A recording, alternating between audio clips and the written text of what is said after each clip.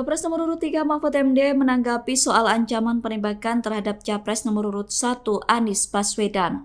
Mahfud mengatakan isu pengancaman pembunuhan biasanya bukan dari musuh, namun isu pengancaman bisa dilakukan oleh teman sendiri. Pernyataan itu disampaikan oleh Mahfud MD di Sulawesi Selatan Sabtu 13 Januari 2024. Mahfud MD mengatakan ancaman itu harus diselidiki, apalagi Indonesia saat ini memiliki polisi cyber sehingga pelaku pengancaman bisa dilacak keberadaannya.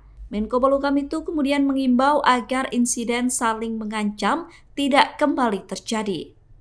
Sementara itu, Humas Polri menyatakan pelaku pengancaman terhadap Anies sudah ditangkap.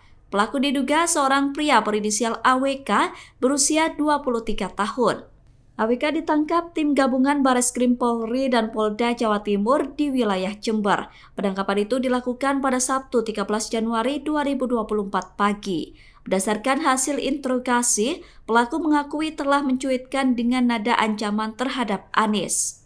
Download Tribun X sekarang, menghadirkan lokal menjadi Indonesia.